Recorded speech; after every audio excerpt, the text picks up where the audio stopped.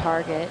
And she leads the 2-4-5 on lane 7. So after defeating Robin Romeo 226 to 191 in the opening game, it's a different game altogether here in the second match. Well, she wanted to trust it because lane 8 she has been coming up a little bit high, so she opened up a little bit too much in lane 7. The ball did not come back.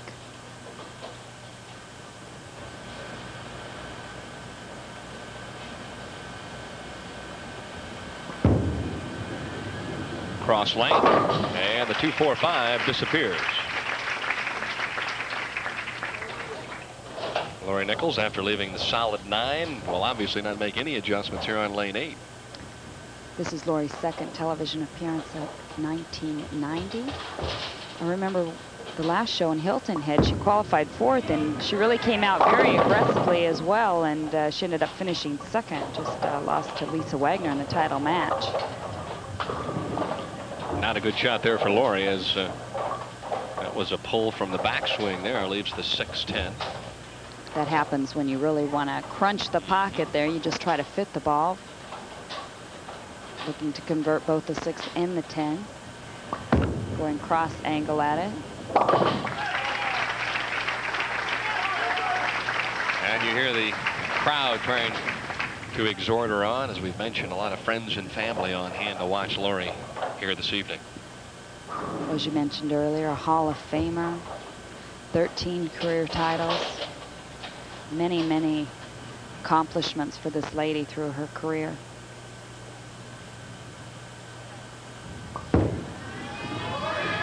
And a nice light hit for Lorrie Nichols, who carries the strike in the 7th. You mentioned she's in the WIBC Hall of Fame, and we also want to extend congratulations to Vesma Grinfelds and also Betty Mibelay and Anne Simone, as they have been elected into the WIBC Hall of Fame and will be inducted at the WIBC annual meeting in Cedar Rapids, Iowa on April 22nd, 1991.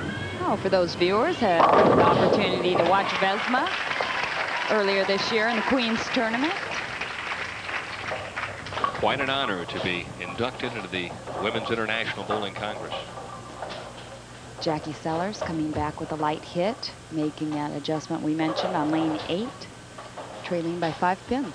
If she strikes here, she takes the lead. Matches have all been close. Good matches. Yeah, everybody's had a chance.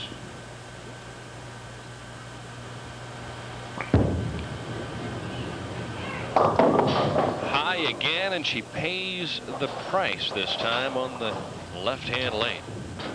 Really appeared like she threw a good shot from a release, but I think on lane 7 there is that hook spot. If you don't send it right far enough, you can see right there the ball makes a real sharp break back. About 10 feet to go. That ball hit like the 12 board, and the last couple of shots she was on about 10, so hard to say whether or not she might have pulled it a little bit, or maybe she was trying to make the adjustment. Nevertheless, she opens up, and Lorrie Nichols opens up a 17-pin lead as she eyes the scoreboard. 17 could really open up a big advantage with a strike here. And I waited because the last time she threw it like that, she left a solid 9 pin. And you mentioned that confidence building. I think it's starting to happen right here in Lorrie Nichols. She now leads by 27 pins.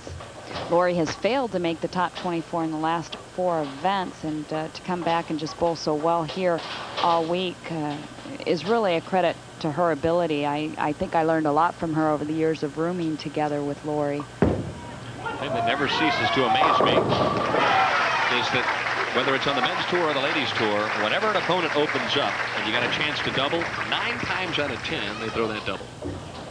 Especially with a lady with this type of experience. And there was that kick from the 6 as we saw Jackie get it last game against Robin. That'll really put the pressure on Jackie here. 247 is the best possible score for Lorrie Nichols, and now after this more than likely open in the 8th, Lorrie Nichols can start thinking about Wendy McPherson and the championship game. Really let up on her ball speed that time, Denny, as it appeared Jackie really did not make a good shot. Well, the fun thing for Jackie, although it's not fun right now, is that she'll have a chance to go back and watch the videotape and get a little better feel for ball speed and the moves that she made when she relives the first appearance. She bowled beautifully in the opening game and obviously got a little confused in match number 2, but it's all a learning process out here. Very few players make a telecast and go out and win their first time out. It really is a learning experience, and you're right. You do go back, you watch the tapes, and it's such a different feeling being out there and throwing the ball. Everything for me always goes in slow motion, and it feels like I'm throwing the ball extremely hard, and sometimes I'm not, and you can really tell when you watch the replays. That's the biggest reaction when you talk to players. That's what they tell you. It's they never feel like they're throwing the ball as slow as they really are. Lorrie Nichols always has pretty good ball speed. As a matter of fact, that's probably the thing that gets her into trouble. She throws the ball too hard sometimes. Well, she turned that one for all she was worth, and she paid the price. Either that or she hung up in the shot. She had this one pretty much socked away before leaving the 4, 6, 7. Looking down at her thumb, definitely came around that ball. Did not get out of it clean. Best possible score Jackie Sellers could shoot would be 189. Lorrie Nichols shooting at basically a 200 pace. Even with that open right there in the 9th frame, she now needs 8 pins to wrap it up. Lorrie's taking a good look at the board right now to realize just exactly what she needs to move into the title game. 8 and 2 shots, I think, is a pretty good bet.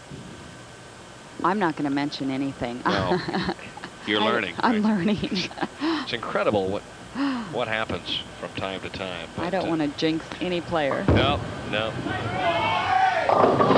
Well, there's 6. She needs 2 more. Lorrie once again looking up at the scoreboard. And Jackie saying, "Now, wait a minute. Hall of Famer can't get 8 and 2 shots. Probably not going to happen here this evening." It's amazing, though, how this is really a testament, too, to never giving up in any kind of a match. And Lorrie confidently picks up the bucket and ices the victory. A big sigh of relief, but I can tell you right now, with the 20 appearances and not a title, I think Lorrie's knees were probably shaking a little bit as she threw at that bucket. Well, you want to go up there and not throw the ball through the nose, so you go up and try and give it a little room, and you leave the bucket. Then you walk back thinking, well, I need 2 more. Sometimes it's easier to get up and go, I have to strike, right? Well, that's probably what you should think. That's what you think all week long, all year long, so why would you change? Well, nevertheless, a victory for Lorrie Nichols here in the semifinal game. Jackie Sellers with a 3rd place finish this week in Rockford. We'll be back with the title match. Our top seed, Wendy McPherson, takes on Lorrie Nichols.